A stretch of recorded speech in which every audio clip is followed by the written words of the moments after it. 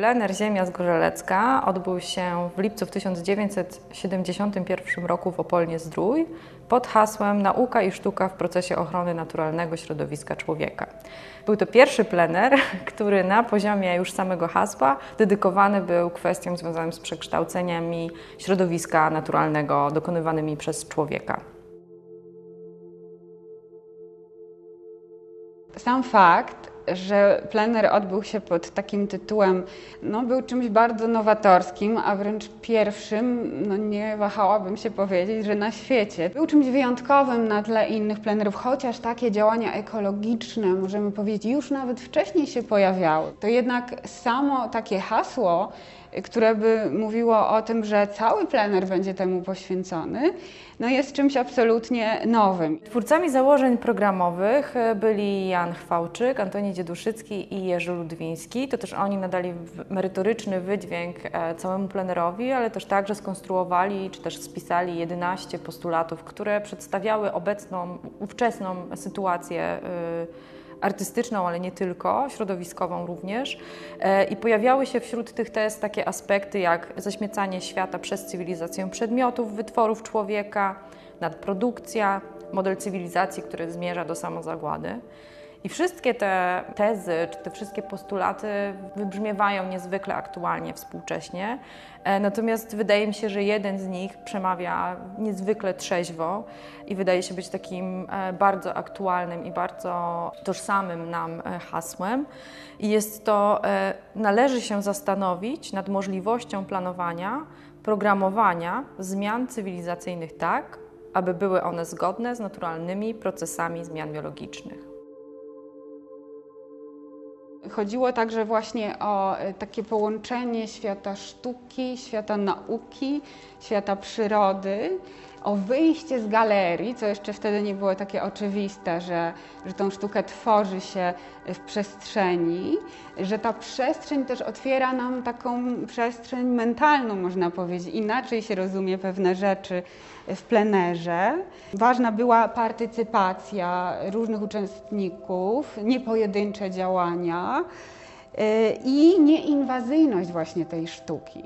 To jest bardzo istotne, dlatego że jeśli mówimy o takich działaniach plenerowych, to nam się kojarzy bardzo często z land artem, który wówczas rozwijał się bardzo mocno w Stanach Zjednoczonych.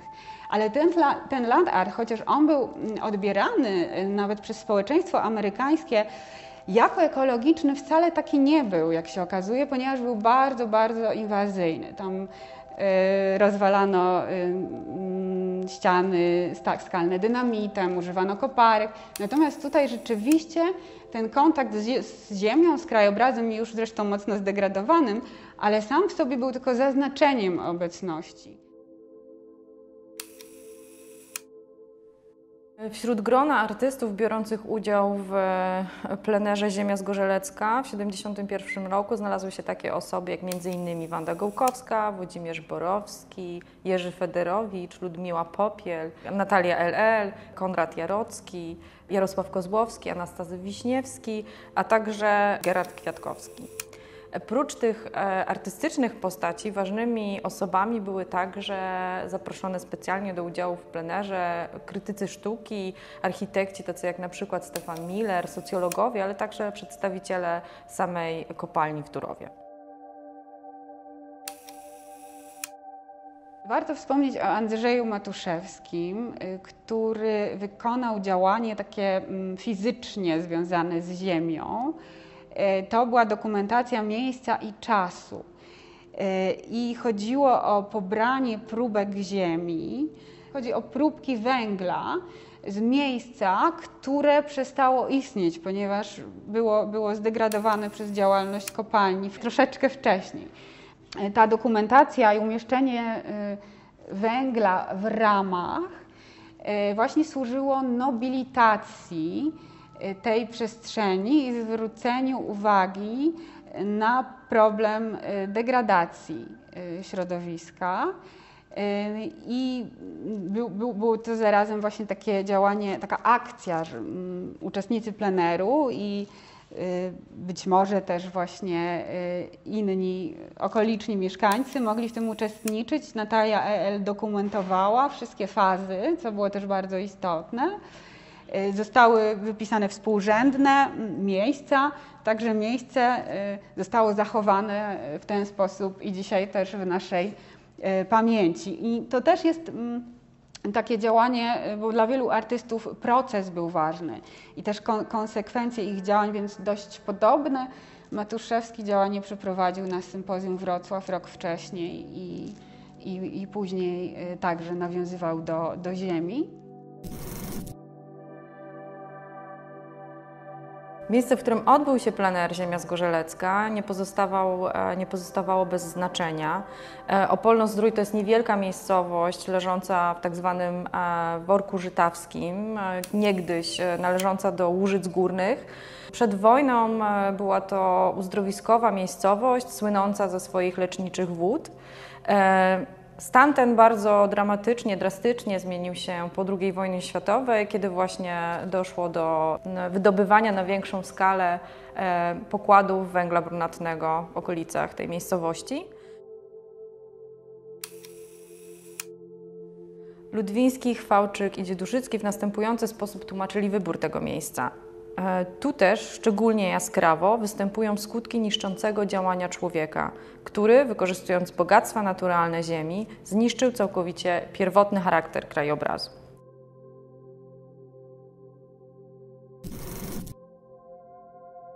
Praca Konrada Jarockiego, Zapis przestrzeni, jest bardzo spektakularną pracą, a jednocześnie nieinwazyjną, więc dlatego też szczególnie ciekawą, że rzeczywiście na wspaniałych zdjęciach Natalii L.E. to są wielkie przestrzenie tego krateru, który tam powstał, 4-kilometrowego. I po prostu Konrad Jarocki wykorzystał to miejsce, przemierzając go fizycznie z białą taśmą, i w ten sposób odmierzając tą przestrzeń, tak symbolicznie, dosłownie i symbolicznie, zmierzał się z tą przestrzenią. I właśnie myślę, że ważne jest w tym projekcie to, że rzeczywiście on jej doświadczał fizycznie swoim ciałem, był takim kruchym elementem w tej zdegradowanej przestrzeni i właśnie w związku z tym delikatnie tak zwracał uwagę na tą degradację, no właśnie zupełnie inaczej niż to robili artyści amerykańscy.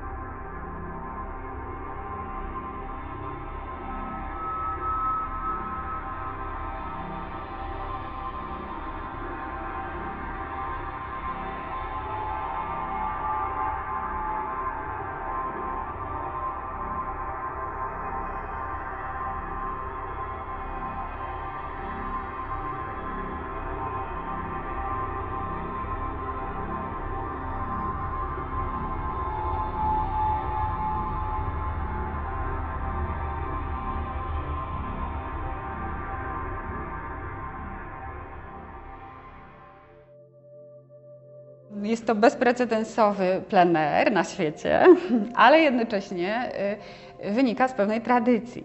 I to właśnie takiej tradycji specyficznie polskiej, czyli takiego rozwoju, można by wręcz to nazwać ekosystemu sympozjalno-plenerowego.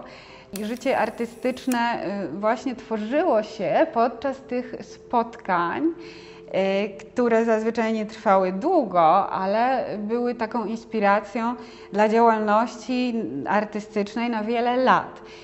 I no, trzeba powiedzieć, że ta specyfika wynikała z tego, że mecenat państwowy nad plenerami sprawowały władze właśnie PRL-u i one umożliwiały tego rodzaju działania. Wiśniewski jako kierownik Domu Kultury, wielki afisz namalowany, zaprosił nas wszystkich na przejechanie, na imprezę przejechania ruskiego pieroga. Więc wylazł, że ten nasz Anastazy ogłosił, że po obiedzie, jako impreza intelektualna, odbędzie się przejechanie ruskiego pieroga. Zasekwestrował, zajął skrzyżowanie na środku Opolna. No i to skrzyżowanie, nie pamiętam, metr czy 1,5 metra osadził kredę białą. Tą kredą wyrysował koło, napisał przejechanie ruskiego pieroga, impreza. Ludzi nazbierał, jakiś trochę, nie za wiele, ale jednak. No i każdy rowerzysta, no wszystko co jechało. Hulajnoga pewno też, ale nie było wtedy. Jechało i starało się, żeby nie przejechać tego ruskiego pieroga. Więc ja uważałam, że to jest ważna sprawa, bo to jest test. Czy Polacy postarają się wyminąć tego ruskiego pieroga? Czy Polacy staranują ruskiego pieroga? Bo to przecież polityka. Kucharki ugotowały te pierogi, nawet takie chyba trochę większe niż normalnie. Rozłożyły te pierogi, no i chyba pół godziny całe towarzystwo czekało. Kto przejedzie ruskiego pieroga? Bo dlaczego przejedzie, to jest drugie pytanie. Ale chodziło tylko o to, kto przejedzie ruskiego pieroga. Zarówno w tych wcześniejszych plenerach i sympozjach, jak również w trakcie trwania Ziemi Zgorzeleckiej na pewno swój ważny udział i wpływ na twórców miał Jerzy Ludwiński, który już wcześniej mówił o tym, że dematerializacja dzieł sztuki może być pewną odpowiedzią na nadmiar, z którym się zmagamy, na nadmiar, z którym zmaga się nasza rzeczywistość, na nadmiar, który dotyczy kwestii związanych z obiegiem informacji, ale również przemysłowym zaśmieceniem. Ale skoro mówimy o nadprodukcji właśnie i już wspomniałam artystkę Wandę Gołkowską, to rzeczywiście trzeba powiedzieć, że jest to taka artystka konsekwentna w swoich działaniach i to, co zaproponowała właśnie podczas pleneru Ziemia Zgorzelecka, miało także konsekwencje dla jej późniejszej działalności. I dla niej zawsze ten problem nadprodukcji był bardzo ważny. Ona wręcz uważała, że jeśli artysta coś tworzy materialnie, to jest egoizm twórczy, że po prostu to, co jest tym procesem myślowym, jest tak naprawdę najbardziej cenne. I też chciała zachęcić do tego innych artystów, żeby nie tworzyli materialnie. I w tym celu stworzyła taki bardzo ciekawy projekt, który nazywał się Dezaprobator.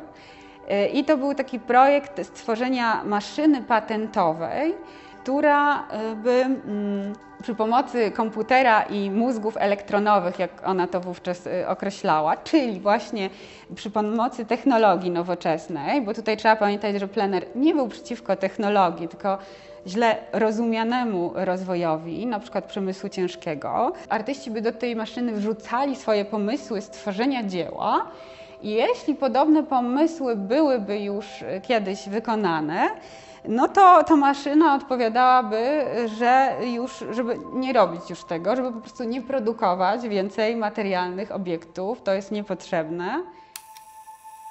Oczywiście teraz przychodzi mi do głowy Jan Chwałczyk, który zaproponował swojego rodzaju ready-made, ponieważ chciał włączył teren elektrowni, kopalni do swoich działań artystycznych, do swojego projektu jako po prostu dzieło sztuki i monitorował to, w jaki sposób właśnie zdąża do samozagłady tak naprawdę ta elektrownia. To są mocne słowa, ale on odliczał czas od lat 60., kiedy ona zaczęła pracować, no i ciągle ona działa, jak wiemy. Wyjątkowo interesująca i również wybrzmiewająca współcześnie wydaje się akcja zaproponowana w trakcie pleneru przez Antoniego Dzieduszyckiego. Była to właśnie akcja, tudzież performance o tytule Ja. Patrzymy, a tam obok pleneru była kiedyś fabryka i był komin fabryczny. I każdy chciał zrobić coś na zakończenie, coś. No a przecież Antek nie mógł nic zrobić, no bo on konceptualista. No więc on wydostał gdzieś kawał płyty styropianowej. Widziała to pani? Na zdjęciu przynajmniej. To wielkie ja wcięte zapakował na siebie, ubrał się w jakieś taternickie szmaty i ja wiem, może pół godziny, może dłużej, las tam na górę, żeby pokazać całemu światu, że oto ja. A myśmy się zaśmiewali na dole i chotali między sobą. Jemu tam już pewnie krople z czoła kapały.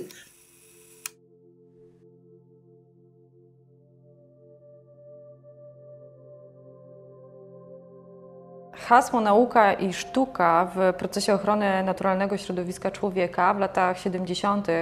w PRL-u mogło brzmieć szczególnie prowokująco, dlatego że w ówczesnym czasie industrializacja i przemysł był jak najbardziej jedną z elementów oficjalnej polityki państwa.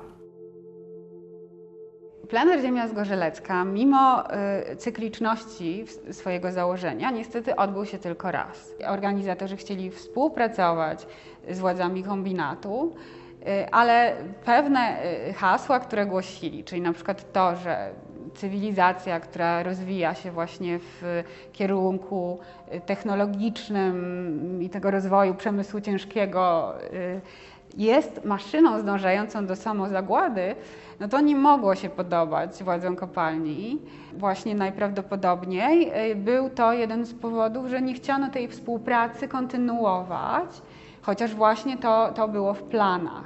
Ludzie, którzy powinni wspierać tego rodzaju działania i początkowo wspierali, czyli współorganizatorzy pleneru z Ligi Ochrony Przyrody z Wrocławia, czyli ekolodzy, naukowcy, skrytykowali jednak ostatecznie działania, ponieważ wydały im się zbyt trudne, to znaczy po prostu nie zrozumieli ich. Jednak nie byli przygotowani na tego rodzaju działania, sztukę nowoczesną, konceptualną, na to, że nie tworzyło się praktycznie obiektów, że ta sztuka ma zniknąć.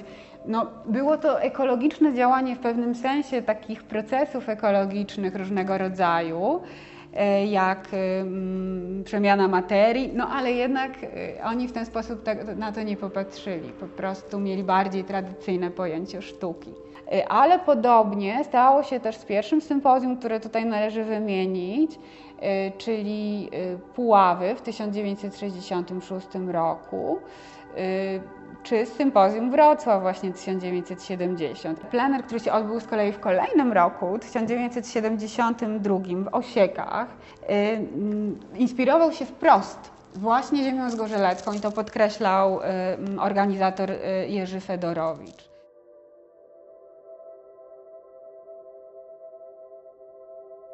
W kolekcji Muzeum Współczesnego Wrocław znajduje się dokumentacja z pleneru Ziemia Zgorzelecka z 1971 roku, wykonana przez Natalię LL. Oprócz tego, że artystka wykonywała zdjęcia tym wszystkim efemerycznym, choć nie tylko efemerycznym, sytuacjom i pracom, które pojawiły się na sympozjum, sama również zaproponowała coś od siebie. Wszystko to możecie Państwo oglądać w archiwum Jerzego Ludwińskiego, czyli wystawie stałej Muzeum Współczesnego Wrocław na poziomie 0.